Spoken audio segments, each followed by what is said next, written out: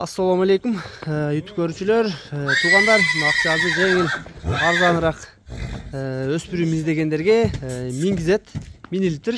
Жаш балдар минип жүргөн өспүрүм экен. Жаска 2 жаш чыгат экен. Улан чыкма. Кара экен, эки арканкы бутак, точка кашказы бар экен. Бираз минип арыктатыш коюптур. Жаш балдар бирок минип коюптур, арыктап кеттир өспүрүм.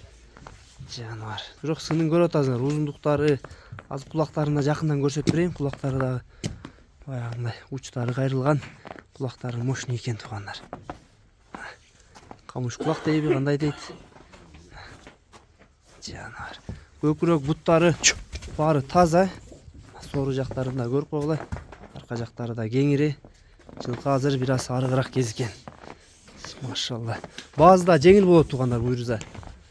Алымкул кенда көпчүлүгүңөр билесиңер, акчаларын жөндү коюп сатат туугандар.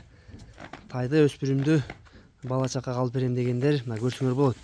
Жаш балдар имип жүргөн тайлар, Жоош, кадимкидей. Таза, мына нукура кыргыз жылкыдан экен туугандар. Мына кыймыл аракеттерин көрүп атасыңар, аябай жеңил өспүрүм.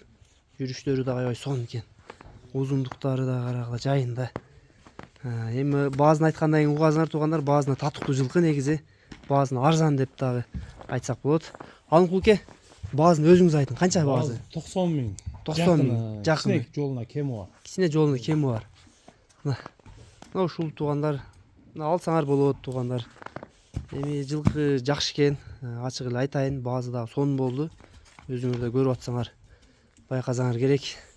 Жылкынын узундуктары, анын үстүнө дагы мени үйрөтүп коюптур. Жаш балдар минип кеңири жүрө берет экен. Буттары жеп ичине буйруза жооп экен туугандар. Анда эмесе номерлерди астына калтырабыз туугандар. Адрес Аксы району, Кербен шаары. Номерлерге кайрыла бересиңер.